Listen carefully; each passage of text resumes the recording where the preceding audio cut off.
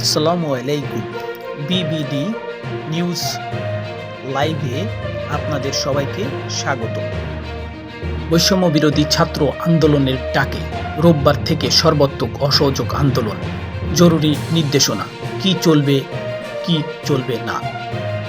কোটা সংস্কার ও বৈষম্য বিরোধী ছাত্র আন্দোলনের প্রেক্ষাপটে রচিত বিবিডি নিউজ চ্যানেলটি সকলের মাঝে শেয়ার করে ছড়িয়ে দেওয়ার জন্য বিশেষভাবে অনুরোধ করা যাচ্ছে।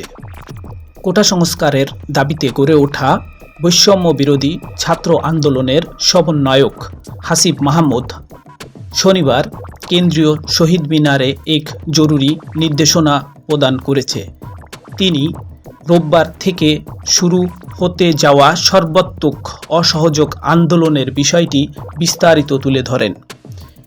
এর আগে একই মঞ্চ থেকে সরকার পদত্যাগের এক দফা দাবি ও সর্বাত্মক অসহযোগ আন্দোলনের কর্মসূচি ঘোষণা করেন আন্দোলনের আরেক সমন্বয়ক নাহিদ ইসলাম।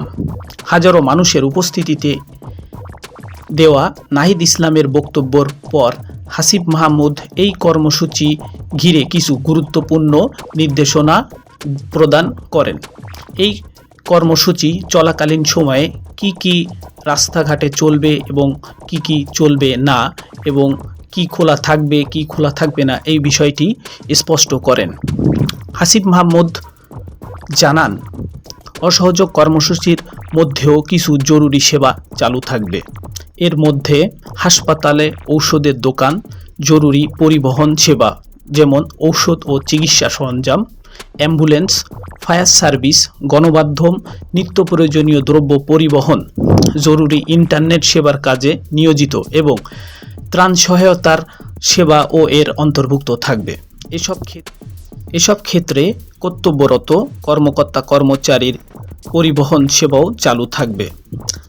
তিনি বলেন, বাংলাদেশে কোনো নাগরিক কোনো কর বা খাজনা দেবেন না। বিদ্যুৎ বিল, গ্যাস বিল, পানির বিল সহ কোনো বিল পরিশোধ করবেন না। সব ধরনের সরকারি বেসরকারি প্রতিষ্ঠান, অফিস আদালত ও কলকারখানা বন্ধ থাকবে। কেউ অফিসে যাবেন না, তবে মাস শেষে বেতন তুলবেন। শিক্ষা প্রতিষ্ঠানগুলো অনির্দিষ্টকালের জন্য বন্ধ থাকবে। প্রবাসীরা ব্যাংকিং চ্যানেলে কোনো রেমিটেন্স পাঠাবেন না। সব ধরনের সরকারি সভা সেমিনার বর্জন করা হবে। বন্দরের কর্মীরা কাজে যোগ দেবেন না। কোনো পণ্য খালাস করা হবে না। হাসিব মাহমুদ আরও বলেন, দেশের কোনো কলকারখানা চালু থাকবে না।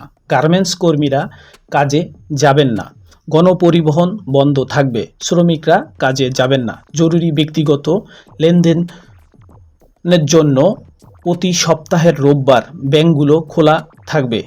পুলিশ সদস্যরা রুটিন দায়িত্ব ছাড়া কোনো ধরনের প্রোটোকল ডিউটি, রায়াট ডিউটি, প্রোটেক্ট ডিউটিতে যাবেন না।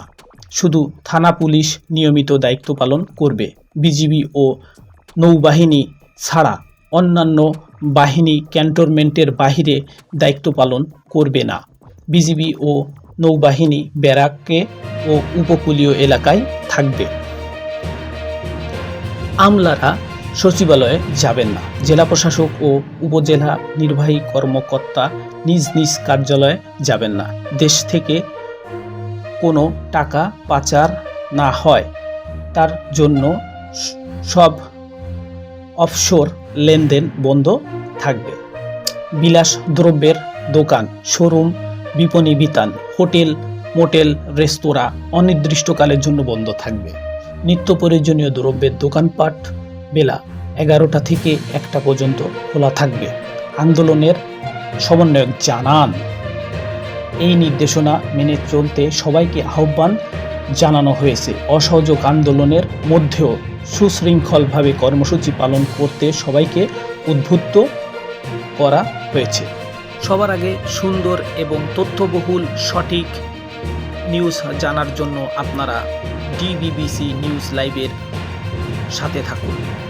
সবাইকে ধন্যবাদ এতক্ষণ আমাদের সাথে থাকার জন্য। বেশি বেশি করে সাবস্ক্রাইব করুন এবং শেয়ার করুন।